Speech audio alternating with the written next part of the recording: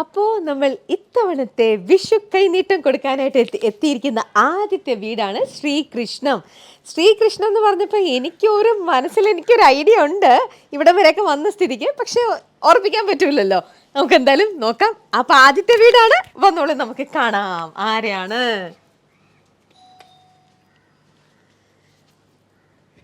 എന്തേ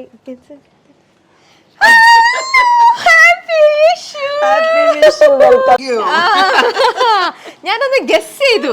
ശ്രീകൃഷ്ണ വന്ന് ചേച്ചി വീട്ടിലെ പേര് പറഞ്ഞപ്പോ അതെന്റെ മനസ്സിലുണ്ട്. അപ്പൊ ഞാൻ എന്റെ അടുത്ത് പറഞ്ഞിട്ടില്ല ചേച്ചിയുടെ വീട്ടിലേക്ക് വന്നേന്ന്. സർപ്രൈസ് ആയിരുന്നു. അപ്പൊ അത് കൊള്ളാം. എനിക്ക് ഇഷ്ടമായി. ഓക്കെ, എന്തായി വിഷുക്കണി കണ്ടു? അടിപൊളി. കാരണം ഈ പറഞ്ഞ പോലെ എന്റെ പുതിയ വീട്ടിൽ പുള്ളിക്കാരിക്കോട്ടെ പുതിയ വീട്ടില് ആദ്യത്തെ വിഷു. ശരിയാണ്. അതുകൊണ്ട് ഞാൻ ഇങ്ങനെ കണിയൊക്കെ ഒരുക്കി. ചേച്ചിയുടെ കണി കാണാൻ നോക്കാമോ? ശാന്തി ചേച്ചിയുടെ കണി കാണാം. കണി കാണും നേരം. ഹലോ,